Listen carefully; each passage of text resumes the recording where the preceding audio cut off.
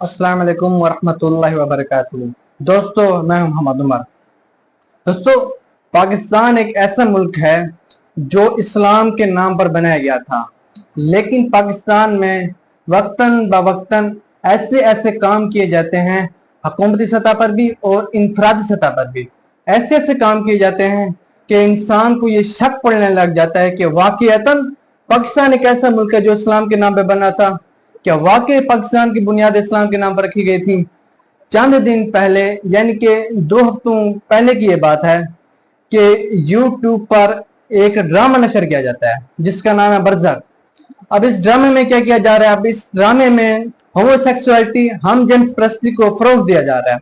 अब इसमें ऐसे ऐसे मनाजिर दिखाए गए हैं, ऐसे ऐसे मनाजिर को कैमरे के अंदर लाया गया है, कैमरे के रिकॉर्ड में लाया गया है, जिसमें हम जिन्स परस्ती की बो आती है।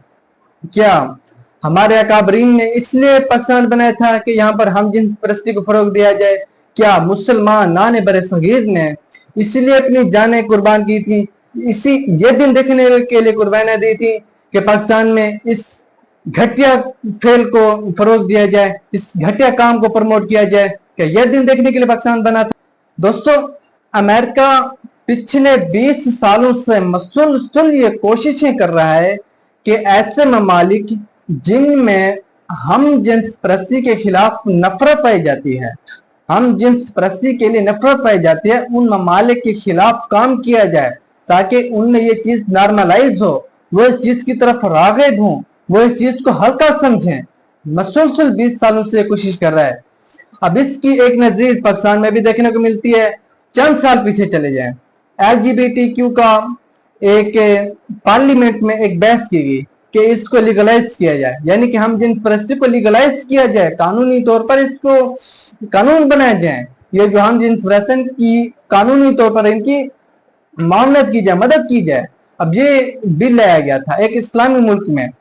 अब लेकिन बातिल इस कानून को नाफिज करने में तो कामयाब ना हो सका, इस कानून को बनाने में तो कामयाब ना हो सका, लेकिन अब वो उसने दूसरा रास्ता अख्तियार किया है।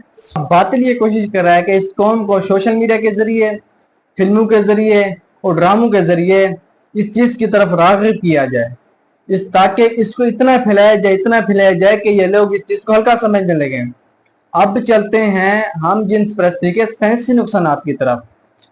एड्स ऐसा मर्ज है जिसका पूरी दुनिया में इलाज ही नहीं है। अभी तक कोई माई का लाल, कोई साइंसदान ऐसा पैदा नहीं हुआ जिसने इस मर्ज का इलाज निकाला हो।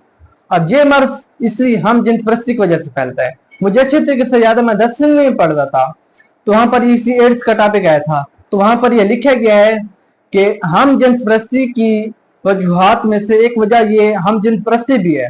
अब बताओ क्या करें? अब तुम बताना क्या चाहते हो, करना क्या चाहते हो? एक तरफ तुम किताबों में लिखते हो कि इसकी वजह से एड्स फैलता है जो कि लाइलाज मरता है, और दूसरी तरफ से तुम लीगलाइज करने की कोशिशें करते हो, दूसरी तरफ तुम ड्रामे बना रहे हो। ये हो क्या रहा है?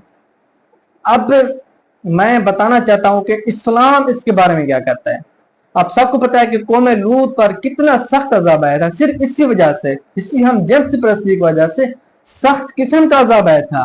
और अल्लाह रब्बुल इज्जत ने कुरान पाक में बारहा इस चीज का तज़किरा किया है। मैं आपको एक हदीस सुनाता हूँ। रसूलुल्लाह ने फरमाया, ये हदीस अब्दुल्लाह बिन अब्बास से रिवायत है कि रसूलुल्लाह ने फरमाया, जो शख्स कौम लूत वाला फेल करे, अल्लाह की उस पर लानत हो। और रसूलुल्लाह ने ये अल्फाज 3 मरतबा दोहराए हैं। अब सोचो ये कितना बड़ा जुर्म है, कि ऐसा जुर्म है कि जिसके मुतालिक रसूलुल्लाह अल्लाह से ये इल्तिजा कर रहे हैं कि अल्लाह लानत फरमाओ लोगों पर जो कौम लूत वाला फेल करें। दुआ है कि अल्लाह रब्बुल इज्जत हमें इस गंदे फेल से बचाए, तमाम पाकिस्तानियों को इस गंदे फेल से बचाए, दुनिया में जितना भी मुसलमान है उनको इस गंदे फेल से बचाए। लेकिन चंद गैरतमंद मुसलमानों ने हिम्मत की है, उन्होंने इरादा किया है कि वो इस ड्रामे के खिलाफ अदालत में जाएंगे और इसके खिलाफ कार्रवाई करेंगे।